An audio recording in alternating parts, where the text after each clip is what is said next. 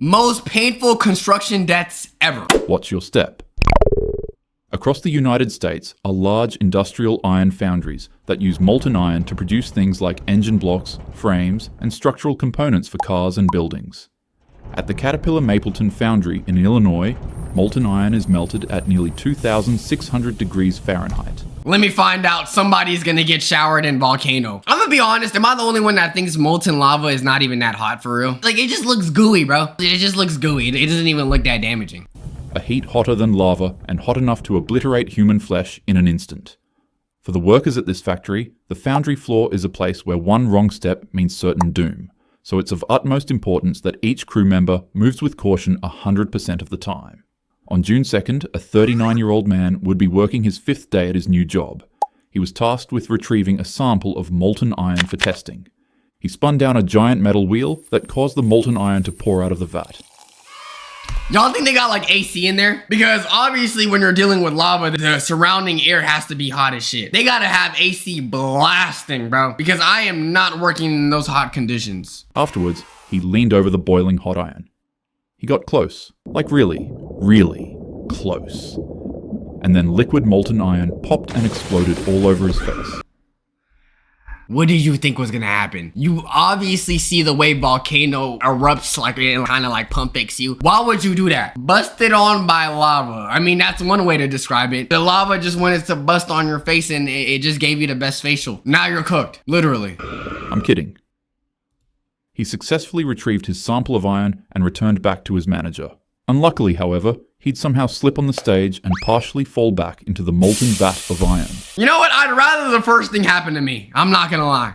He tried to escape, but it was impossible. Half of his body was in, half of it was out. And before you know it, in an instant, he was consumed by the roaring orange abyss. Witnesses described what happened as beyond comprehension. He passed away instantly, but not all of him was consumed. Part of his body remained on the steel deck for the coroner to retrieve. Is that a Jujutsu Kaisen reference with an Among Us skull? Yo, this man is just too creative. Y'all think they still retrieve this part of the body and then put it in the funeral? Emergency crews rushed in, but it was already way too late. There was no saving him. The foundry quickly shut down, investigations were launched, and then questions arose. How could a man with so little training be placed so close to one of the most dangerous areas of the factory? It was literally his 5th day on the job. For his colleagues, it was not the first time they'd seen such horror. Just a year earlier, another worker had passed away at the same plant after a similar fall. And now, yet again, a worker's life had been cut short in the most violent way imaginable. R.I.P. In factories like these, safety isn't just a guideline, it's survival. When molten metal waits beneath your feet, there's no second chance. One misstep and you're gone in an instant. The cable incident. It was just after noon at the Whitworth sawmill in East Texas. The air was thick with the grind of machines, the smell of fresh-cut pine, and the heat of men working hard to keep the mill alive. But inside, 4 men were locked in a struggle with a jammed wood chip machine. How much do construction workers make? Considering you're putting your life on the line to build, I don't know, a house or whatever, they're not making enough, bro. They need to be making way much more. They turned to the heavy steel cable that wound its way around the gears. They pulled, adjusted, and worked the line, hoping to break the machine loose. And then, in an instant, disaster struck. After working the cable for what felt like forever, they had stretched it out to the point that it extended itself like a bow and tightened back on one of the men. Upon pulling the cable and stretching it back out again to free the man, it finally snapped. The stored energy released with the speed of a bullet and the force of a guillotine. It whipped across the work area with deadly precision, striking all 5 men at once. The impact was catastrophic. 4 of the 5 were decapitated instantly. The 5th What is the strap made of? Is it made of like rubber? Like, why is it doing that much? man got lucky. Oh, metal. It's Thrown made away of to the metal. side, and the bones in his leg got shattered, but thankfully, his life was spared. For the men who witnessed it, the scene was indescribable. One moment, their co-workers were fighting with some stupid jammed machine. The next second, the floor was silent, and each of their bodies stood upright in their same positions, with a crucial detail missing. The ground was littered with helmets, sawdust, Am I and the bodies. only one that be thinking like the concept of death feels so weird and unattainable that it's like, oh, it's never gonna happen to someone around me. So that's why when I be seeing this, I just be thinking like, damn, imagine being those people going to work that day. They probably thought the same shit. Their family members probably thought the same shit too. When EMTs arrived at the scene, they were obviously only able to save the man with the injured leg. The sleeve incident. R.I.P. In a cavernous factory in Russia, cameras were quietly watching a scene that would later horrify the world. On the floor stood a massive horizontal lathe. Okay. The machine was giant, and its steel cylinder was rotating with an unstoppable force. It was a machine built to carve through metal itself. A Russian man tasked with running the machinery froze upon seeing it. For a couple of moments, Cup of Joe Bartolozzi. Hey, look though. Joe, I got shouted out before you. Alright? You'll never be better than the original. I'm sorry. I'm sorry. I have to be the one that says it. Shout out, Joe. he would just squint deeply at the machine, closely inspecting it. His posture was casual, and then from casual, it grew curious. Although it's not entirely clear what it was, the man noticed something wrong with the machine, but after inspecting it, he went about his business. And then he came back because his curiosity got the best of him. Something was obviously wrong with the machine, so he went in for another look. It was then that he realized that he had been inspecting the wrong thing all along. His gaze shifted from the machine to the ceiling above it, and he was astonished with what he saw.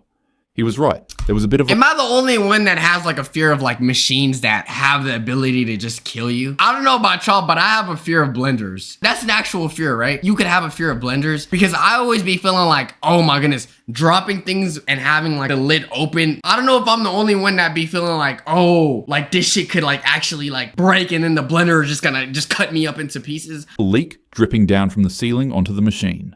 A sigh of relief came from the man as he became relieved that he had figured out the issue. As he began leaving to retrieve items to fix the leak, he'd quickly realize another, more concerning issue. His sleeve was stuck, and just like that, in a heartbeat, everything changed. The man was yanked into the spinning machine. His body slammed between the cylinder and the base, whipping around with such force that he looked like a rag doll in the grip of a hurricane. The lathe spun faster and faster. First his shoes would fly off, then pieces of his flesh, then chunks, then his limbs. And before you knew it, he was turned into a mist. The camera captured it all. There was no time for rescue or hope A of mist? You telling me bro evaporated with the air? You know how insane you had to spin around for your ass to be mist? R.I.P. man. survival. Moments later, another worker in full protective gear Imagine being the worker seeing this like, damn. I don't know. Shout out to people that could actually work and see dead bodies and be like, you know, still sane in the head. I can't be around this. lifted from the side. He froze at the sight he saw. Red trails, shredded remains, and a stained room. He lifted his hands in complete frustration, then dropped them in despair. The unfiltered camera footage spread across the internet, shocking millions before being digitally wiped away. Safety experts pointed out the obvious in this case. The fact that this footage was released to the internet is actually so bad. I don't know what's wrong with the company. Don't wear loose clothing around machines like these, and always keep a safe distance between them. The roller incident. It was just after noon at a factory in the Saint Laurent borough Do not tell me someone got rolled. Do not tell me someone was laying down and got rolled. of Montreal. The facility specialized in recycling plastic. Massive machines churned endlessly, crushing and shaping materials with unstoppable force. For workers, the rhythm of the rollers was just another part of the day. Clock in, crush and churn, go to sleep, repeat. Except for this day. On August 8th, 2016, at around 12:15 p.m., a 56-year-old employee noticed a piece of plastic jammed in the roller machine. Determined to keep the line and the rhythm of his job moving, he climbed up a ladder and reached in. It's just plastic, bro. It'll find its way up there. Why are you doing this? You're not getting paid enough to do this. Bro, and if you're gonna do that, at least just have like a stick, maybe like a plastic stick or a wooden stick, and then just try to put it up there. Why are you doing this? To pull it free. As you could guess, while trying to perform this extremely dangerous task, the rollers would pinch his finger. He'd scream and All for a plastic bottle, bro. You making me mad, bro. Like, you didn't even need to do this. You could have easily just got a wooden stick and just shove it up there. pain and try to yank it out, but in a split second, his hand was caught and effectively crushed. Unfortunately, that wouldn't even be the worst part. The rollers dragged him in, pulling his body into the unforgiving gear-crushing machine. First his hand was sucked All for a plastic bottles. in, then his arm, then his head, and then his chest. His torso became wedged into the entry space of 12 centimeters before co-workers rushed to stop the machine. But by the time it Yo, this man has the most interesting, like, side quest. This man was listening to Yeet before he saw the body shriveled in half. halted, his body sat deeply jammed in between a space no bigger than a clenched fist. Insanely enough, however, he was actually pulled out of the machine alive. Despite his body being crushed and broken beyond repair, emergency responders rushed him to the hospital in critical condition. Okay, how does he look right now? He gotta look terrifying. But there really wasn't much doctors could do.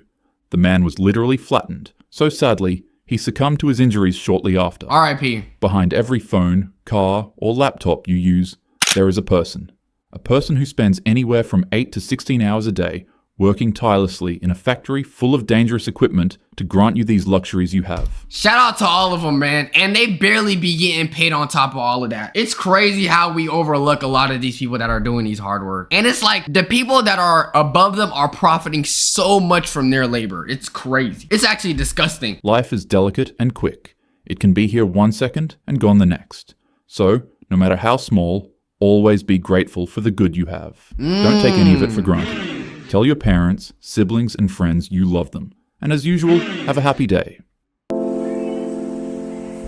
Man, shout out Talking Hat, man. His videos are just so wholesome. And he always ends it on a light note, bro. Anyways, YouTube, let me know which construction death you think was the worst. Let me know if y'all know anyone that does construction. Do they like their work? Do you see them getting sick often? Would you do construction work? Make sure you guys subscribe, bro, to 1 million subscribers. Catch the gaming channel. Join us on Twitch. All that good stuff, man. Wax for life. Love y'all.